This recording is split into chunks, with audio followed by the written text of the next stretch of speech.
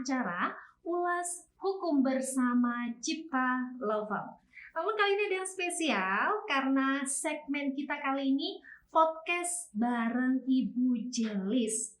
Siapa sih yang gak kenal pengacara beken satu ini? Ibu Dr. Anda Jelis Lindriati SHMH.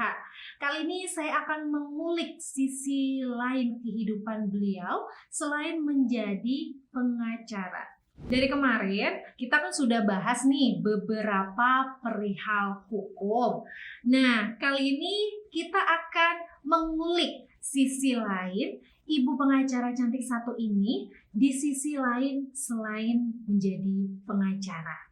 Halo Bu Jelis, apa kabar? Baik, Mbak Lili. Ini udah banyak yang pengen tanya nih. Apa sih Bu peran Bu Jelis sehari-hari? Peran saya sehari-hari sebelum menjadi pengacara adalah seorang pengusaha. Kemudian saya dengan jungkir baliknya kehidupan bisnis saya harus tahu hukum dan harus melek hukum.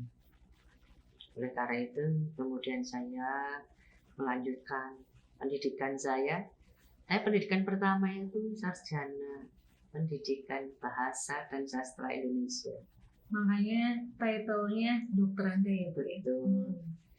Nah, karena saya ini pengusaha, banyak masalah-masalah hukum yang saya tidak tahu, membuat saya jungkir balik nggak karu-karuan. Akhirnya membuat saya ingin tahu hukum. Sekolah hukum tidak menjawab kebutuhan saya.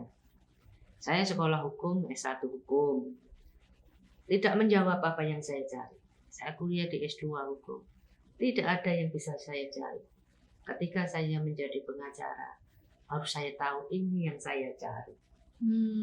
Berarti ibaratnya prakteknya itu baru di pengacara ya Bu ya? Iya, praktek hukum itu ada di pengacara. Kalau di bangku kuliah itu keluar kanan, masuk dari telinga kiri, keluar ke telinga kanan.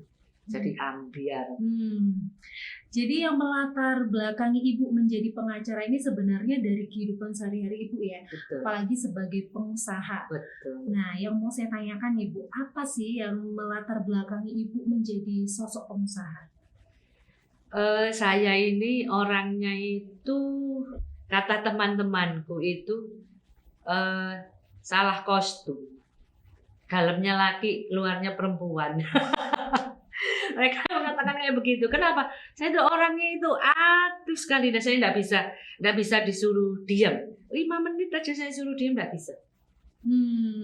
Jadi saya itu suka hal-hal tantangan yang dimana biasanya kan kalau perempuan itu tidak suka tantangan ya Mbak, yang sukanya yang nyaman-nyaman saja. Zona nyaman. Ya, zona nyaman. Nah, saya ini sebaliknya.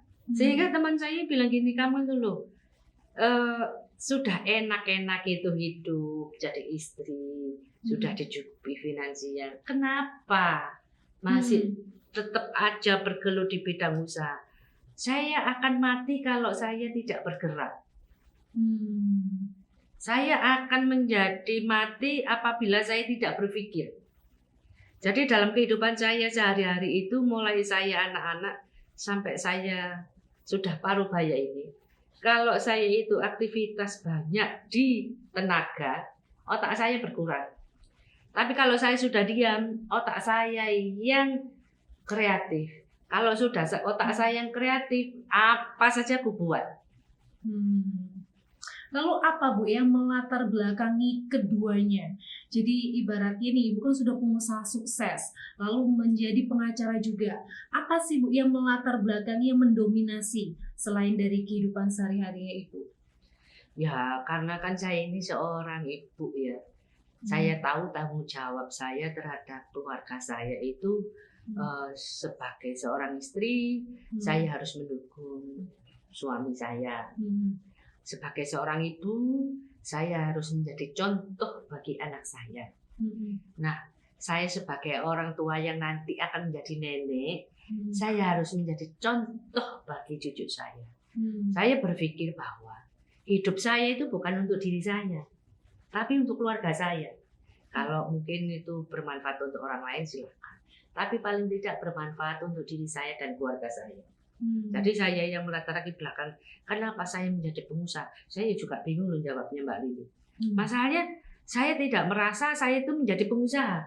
Yang saya rasa ketika ada peluang itu kalau nggak dikerjakan itu rasanya sayang gitu.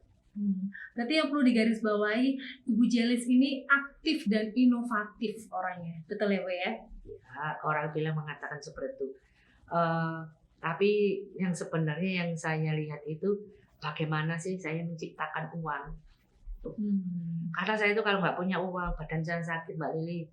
Jadi badan saya bisa pegel-pegel, kepala saya bisa pusing, perut saya bisa mulus-mulus saya kalau nggak pegang uang. Jadi untuk saya bisa sehat, saya harus punya uang. Nah, kalau saya punya uang, apa yang harus saya lakukan? Ya, saya harus kerja. Apa yang harus saya kerja? Ya, menciptakan peluang. Karena menciptakan peluang itu sama dengan menciptakan uang. Itu bagi saya. Makanya saya bilang, kenapa ibu ini kok rasanya tidak mensyukuri nikmat Allah sudah diberikan suami dengan berpenghasilan tinggi, ya. Terus kemudian status yang bagus, kok masih aja jumpalitan? Bagi saya itu menyenangkan. Hidup saya itu akan bergairah apabila saya melakukan sesuatu dan menghasilkan uang. Ibaratnya kalau yang saya pahami nih, menjadi orang produktif itu tidak pandang usia ya Bu ya. Betul. Jadi walaupun masa muda, masa baya maupun sudah di usia seibu nih, yang usia-usia sudah mulai ini ya Bu ya, sudah mulai menuju masa-masa tua ya Bu ibaratnya ya. Lalu kembali nih ke pengacara, siapa sih Bu role model pengacara yang Ibu jadikan sebagai ini nih role model saya, pengacara role model saya nih? Saya kalau ditanya itu ketawa Pak. Masanya kalau di pengadilan itu mesti saya bilang, ibu ini fotokopinya Hotman Paris cewek, dia bilang begitu. Nyentek dong gue. Nah, saya bilang iya, saya selalu berkaca yang di atas saya.